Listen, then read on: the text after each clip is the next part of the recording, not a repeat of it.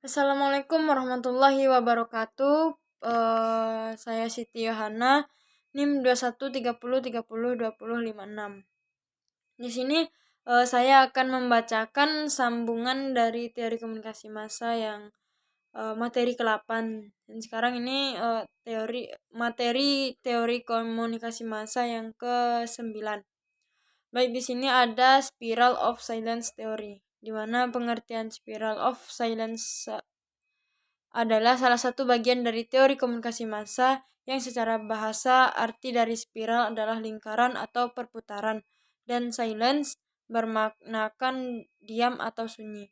Sedangkan menurut ilmu komunikasi bahwa spiral of silence adalah salah satu dari teori komunikasi massa yang ketika seseorang atau individu memiliki opini tentang berbagai isu, akan tetapi ketakutan akan terisolasi menentukan apakah individu itu akan mengekspresikan opini-opininya secara terbuka atau tidak gitu.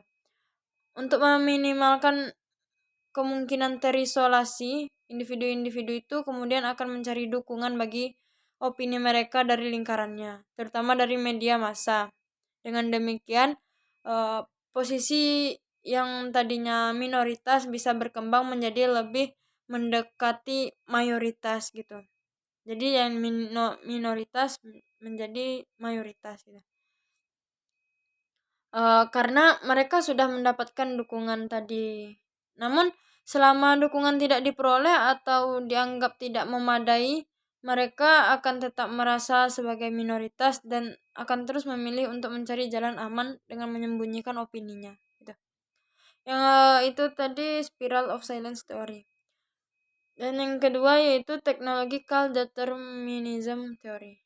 Teori ini dikemukakan oleh Marshall M. Luhan pada tahun 1962. Ide dasar teori ini adalah bahwa perubahan yang terjadi dalam berkomunikasi akan membentuk pula keberadaan manusia itu sendiri.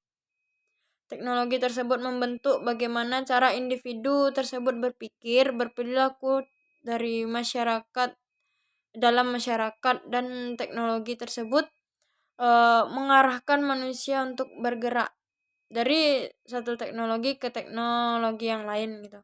Dari masyarakat suku yang hanya mengenal huruf menuju masyarakat yang memakai peralatan komunikasi elektronik seperti zaman sekarang ini. Yang ketiga yaitu uses and gratification theory. Teori uses and gratification menyatakan bahwa manusia secara aktif dapat memilih media yang lebih spesifik dan berisi untuk mendapatkan hasil atau gratification yang mereka inginkan. Model uses dan gratification ini menunjukkan bahwa yang menjadi permasalahan utama bukanlah bagaimana media mengubah sikap dan perilaku individu, namun bagaimana media memenuhi kebutuhan pribadi dan sosial individu. Jadi lebih mengutamakan kepada kebutuhan khalayak itu sendiri. Yang keempat yaitu agenda setting theory. Agenda setting theory atau lebih dikenal dengan teori agenda setting adalah teori yang menyatakan bahwa media massa berlaku merupakan pusat penentuan kebenaran dengan kemampuan media massa untuk mentransfer dua elemen yaitu kesadaran dan informasi ke dalam agenda publik dengan mengarahkan kesadaran publik serta perhatiannya kepada isu-isu yang dianggap penting oleh media massa.